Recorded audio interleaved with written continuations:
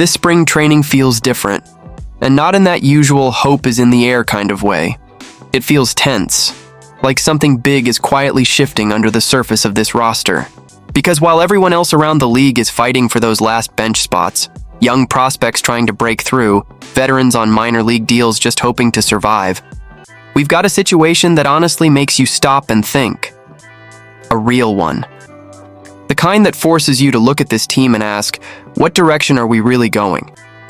There's a veteran on this roster, not a fringe guy, not someone on a cheap flyer, a legit investment.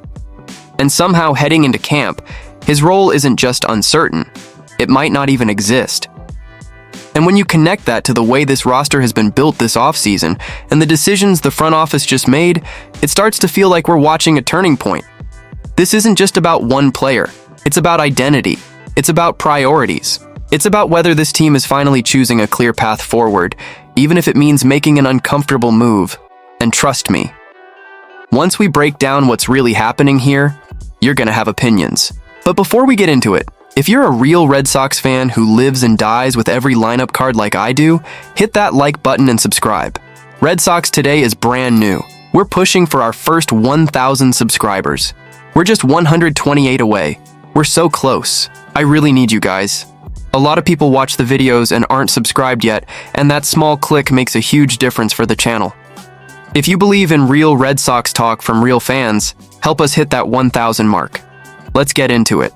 When spring training opens up, most of the guys fighting for roster spots are either young prospects trying to prove they belong, or veterans on minor league deals hoping for one last shot. That's normal. That's baseball. What's not normal is having a 32-year-old veteran with 2 years and $36 million left on his contract potentially fighting just to justify a roster spot. That's the reality right now with Masataka Yoshida.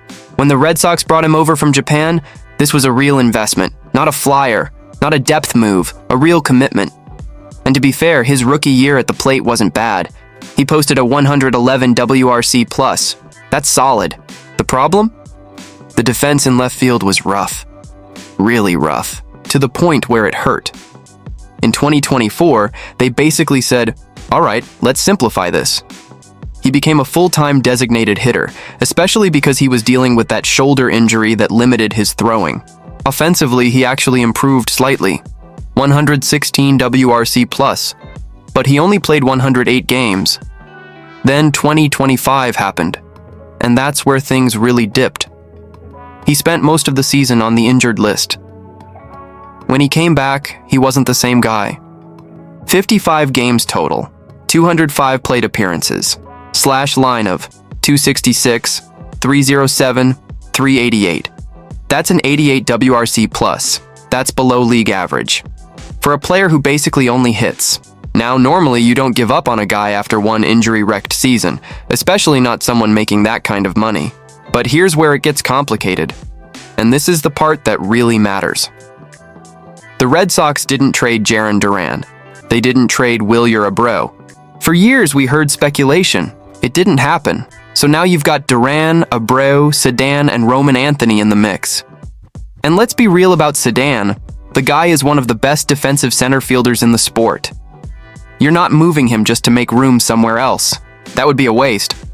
So that leaves 2 corner outfield spots for Duran, Abreu, and Anthony. 3 legit bats. The logical move on days one of them isn't in the field? You slide that guy into designated hitter. That's the modern roster build. And suddenly, where does Yoshida fit? He doesn't really play the field anymore. He's 5'8". There's talk about whether he could handle first base, but he has basically no experience there.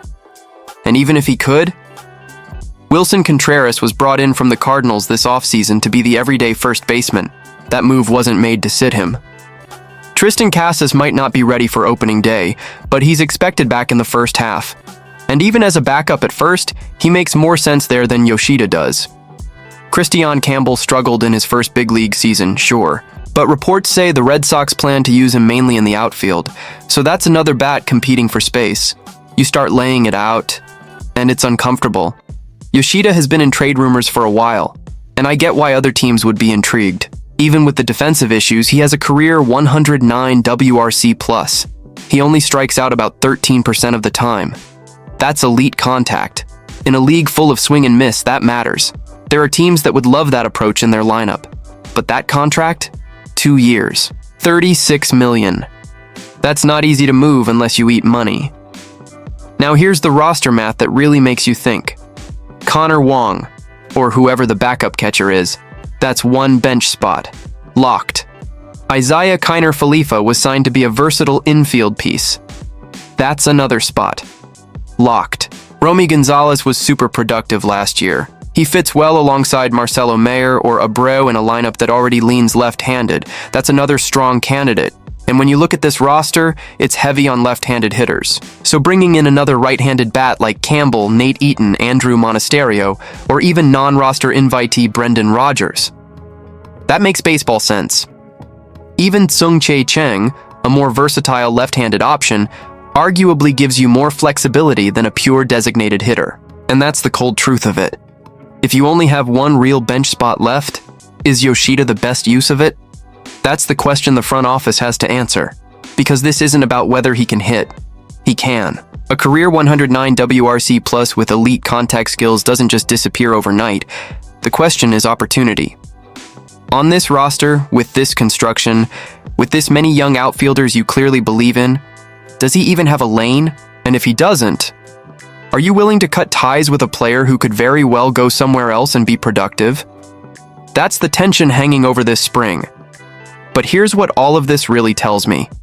When you zoom out and connect the dots, this isn't just about Masataka Yoshida. It's about a franchise that looks like it's finally committing to a younger, more athletic, more defensively dynamic identity. For years, we've complained about roster balance. Too left-handed, not enough versatility, not enough defense, too many one-dimensional bats.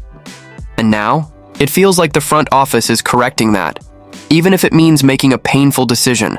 Keeping Jarren Duran, keeping Wilyer Abreu, trusting Sedan in center, opening space for Roman Anthony, adding Isaiah Kiner Falefa for flexibility, bringing in Wilson Contreras to lock down first base, planning roles for Christian Campbell. That's not random, that's intentional. And unfortunately, Yoshida might be the odd man out because of it. It's not that he's a bad player, he's not. A career 109 WRC plus, elite contact rate, only 13% strikeouts. In today's game, that's rare. On the right team, in the right situation, he could absolutely help someone win. But here in Boston, with this roster construction, with this many left-handed bats already, with the designated hitter spot essentially rotating to keep young outfielders in the lineup, there just isn't a clean fit. And that's what makes this moment feel so decisive. If the Red Sox move him, whether that's a trade where they eat money or something more drastic, it sends a message. It says they're prioritizing flexibility over sunk cost, youth over contract size, roster balance over sentiment. If they keep him, it means they believe there's still another level there, that the shoulder issues masked something, that 2025 was just a lost year, not a decline. Either way, this spring matters, because this isn't just about one roster spot. It's about how serious this team is about building something sustainable instead of patching holes. As a fan, I'm torn. Part of me hates the idea of moving on from a guy we invested in like that. I wanted it to work so badly. I still think there's a hitter in there. But the other part of me looks at the depth chart and says, where does he play?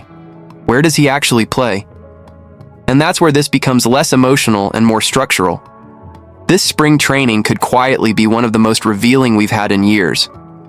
Not because of a superstar headline, not because of some blockbuster, but because of what the final roster decision says about who the Boston Red Sox believe they are right now. And honestly, that's fascinating. If you made it this far, drop your take in the comments. Would you keep Yoshida and bet on the bat? Or would you move on and fully commit to the youth movement? Hit the like button if you love talking real Red Sox baseball without the sugarcoating. Red Sox. Today is brand new. We're chasing our first 1,000 subscribers. And if you're a fan who wants honest opinions and real conversations, subscribe and be part of this from the beginning. Let's see what this spring tells us.